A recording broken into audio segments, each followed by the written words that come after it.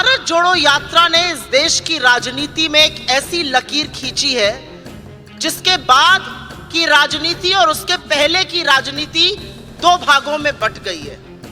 मेरे लिए भारत जोड़ो यात्रा की सबसे सुंदर तस्वीर, सबसे सशक्त तस्वीर वो है जब राहुल गांधी जी महिलाओं का हाथ पकड़ के उनको गले लगाकर, किसी का माथा चूमकर, किसी के सिर पे हाथ फेरते हुए चलते थे।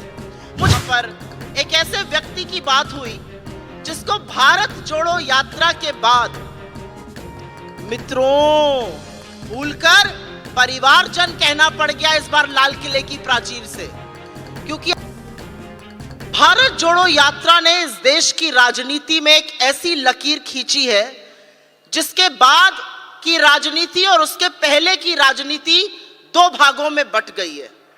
और मेरे लिए भारत जोड़ो यात्रा सिर्फ एक व्यक्ति का 4000 किलोमीटर पैदल इस देश को नाप देना, अजनबियों को गले लगाना, उनके आंसू पोंछना, उनको ढांढस बंधाना, ये विश्वास दिलाना कि कल आज से बेहतर होगा नहीं है।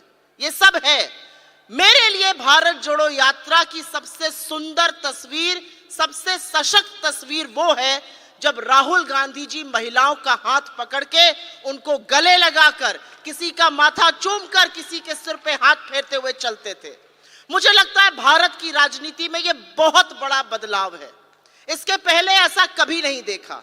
एक बार देखा था इस देश ने, और मैं अतिशयोक्ति नहीं करूंगी।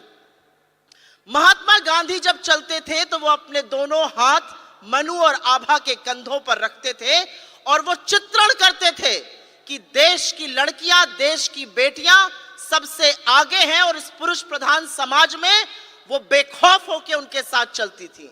मुझे लगता है भारत जोड़ो यात्रा ने दोबारा से राहुल गांधी जी ने वो तस्वीर, वो नजीर बनाई जिसमें महिलाएं उनके साथ उन्मुक्त होकर चल रही हैं। कोई भाई समझकर उनको गले लगा लेता है, कोई बेटा समझ के उनके सिर पर हाथ फेर देता है, उनका माथा चूम लेता है। मुझे लगता है कि महिला सशक्तिकरण का वो सबसे खूबसूरत वाकया था जहां पर महिलाओं को झिझकना नहीं पड़ रहा था। वो उन्मुक्त और बेखौफ होकर चल रही थी, वो निडर थी, उनको कोई डर नहीं था। वो राहुल गांधी जी के साथ चल रही थी, उनको पता था कि वो सुरक्षित हैं। मैं भी एक महिला हूं और आप भी महिलाएं, और आप सब जानते हैं कि महिला अपने ऊपर किसी को हाथ ना रखने दे अगर उसको गलत लगे।